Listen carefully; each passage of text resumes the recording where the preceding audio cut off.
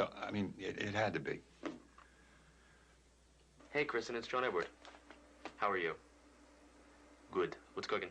But there is a business side. I mean, for me, there has to be a business side to this as far as focusing on what I'm doing and how I do it. There's a big demand for people that want me to do it. Unfortunately, that's the hardest part of this.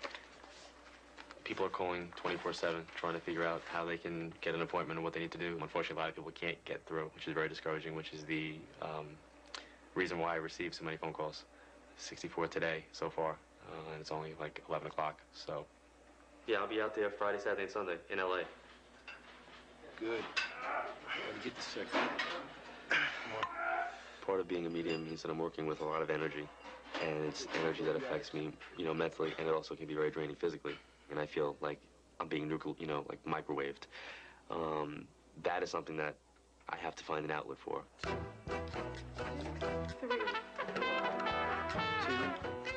I also do ballroom dancing with my wife, and that's something that I find to be my physical release.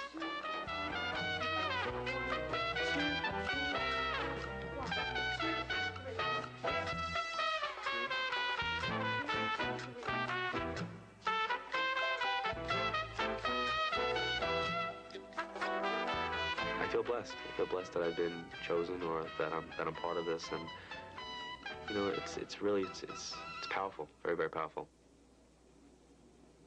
There are also days where I like bang my head up against the wall saying, why do I do this? But it is, for the most part, something that it's great.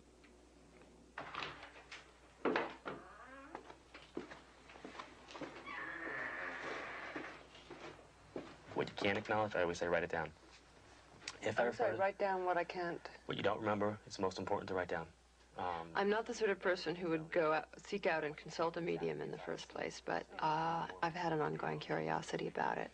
And I did have a death in my family. My husband died 2 years ago, and I was doing it partly out of journalistic curiosity, and partly out of a sense of kind of anger that there's people out there who sort of prey on people's mourning and bereavement issues, because I know how hard it's been for me for 2 years and how vulnerable one is to any kind of comfort. Right. The first thing that's coming through is I'm getting a male figure to your side. A male figure to your side to me would be husband, brother, cousin, or friend. Mm-hmm. I'm Lynn Darling. I'm 46, and I'm a writer living in New York City. Like, that's the energy that's coming through. Mm-hmm. Is there a husband or a sibling to you who's crossed over? Mm-hmm. Okay. Now, if they're showing me two, which would indicate that the second month, February, or the second of a month, or he's gone 2 years, but there's some type of two connection from what comes through. You aware of that? Mm-hmm. Okay. Is his mother passed? Because he's telling me to talk about the mother being with him. Mm-hmm. Okay. He shows me two. Is your mother also there? Mm-mm. Okay. He's got two mother figures that are with him from what he's showing me. Okay. I don't know. Mm-hmm. Was he older than you? Yes, he was. I was very struck by how much my mind was cooperating the minute he said that Lee was in the room. I went in there, a nice hard-boiled journalist, thinking, I'm here on behalf of all mourning people. I'm not going to let this guy convince me my husband's in the room. And yet, halfway through, I'm going, oh, yes, that's him. That was me. That was his grandfather. That would be what you're referring to. And I'm helping him. Was there a joke about you singing? No, I don't think so. No, seriously. Is there some type of reference? Like, did you guys go to, like, a high singing mass or something?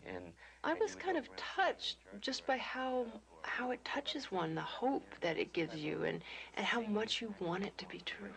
He's very specific with how he comes through. Like, You've suspended disbelief. You suspend it in a movie. You suspend it when you're reading a book. You suspend it in a situation like that.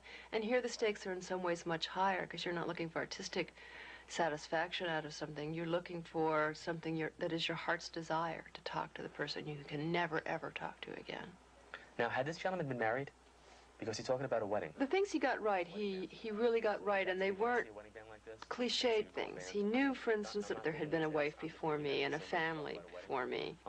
He'd been married prior? That he was considerably older than I was, that he had died of lung cancer. Now, who had lung cancer? Because they're showing me my mother. My mother passed from lung cancer.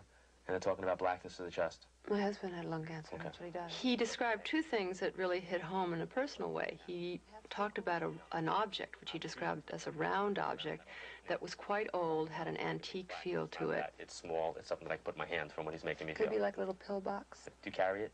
All the time. Okay. Would it have been his? It was his. Okay. That's why I carry it. All right. And in fact, I have a little silver engraved pillbox that I keep my wedding ring in, and my daughter's tooth, for that matter. And I keep it with me all the time, and it had belonged to his father. there's some type of funny bra issue he wants me to bring up for you. Bra issue?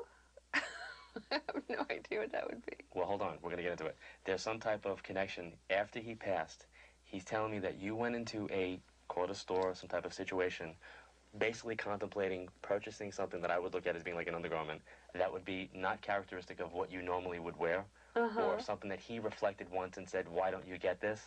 And he's telling me to tease It was very funny because it made him sort of blush. Oh, how funny.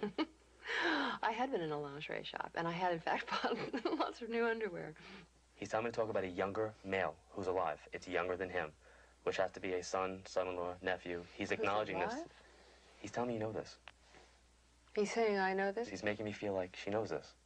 The more I thought about it, the more the misses started entering. But he's telling me to talk about 9, which would indicate either the 9th month, September, or the 9th or 19th of a month holding some type of meaning. There were dates that meant nothing, and references to anniversaries that meant nothing, and lots of relatives he mentioned that don't exist as far as I know.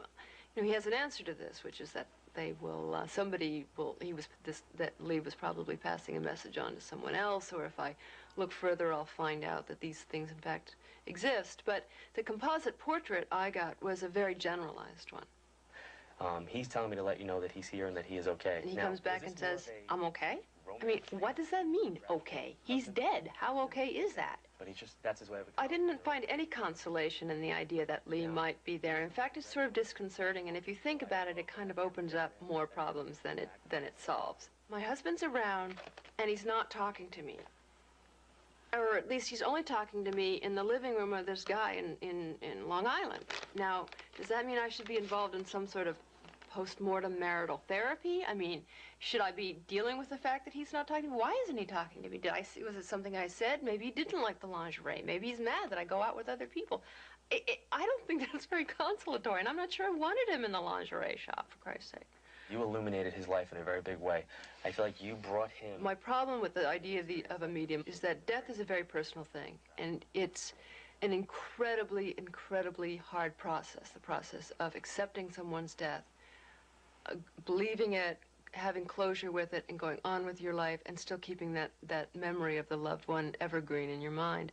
And to hear that he's sort of in the room watching me, you know, try on underwear doesn't do a whole lot for that process.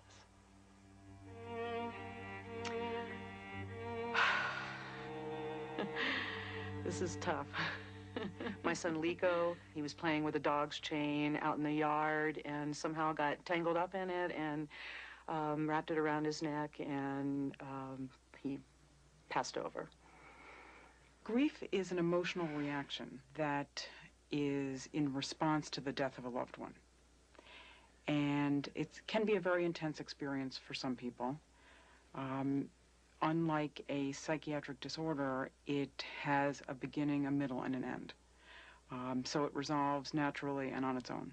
His spirit is still alive, and I see it. I see it daily. I see it when I need to. I see it when I ask for it, you know, and it gets me through the grief, gets me through, you know, the feeling alone, because I don't feel alone. As a psychiatrist, I would not use the term after-death communication because that implies a belief system which some people don't have. However, the experience of being contacted by a loved one is known to psychiatry, and it is part of the normal grief reaction for many people. All of us are always surrounded by spirits, but we don't pay attention. Maybe after a death, we are more apt to pay attention unconsciously and let them in. Part of normal grief is also sometimes a heightened perception where people think they hear the voice of a loved one, or they see a fleeting image or a glimpse of they think is their loved one. They may have dreams about the person who has just passed away. Those are all parts of the grief experience. I was in Bangkok visiting a friend. I've been away about a month. And the phone rang about 4 o'clock one morning. And it was my brother calling from Los Angeles to say that my sister had been found dead in her bed, probably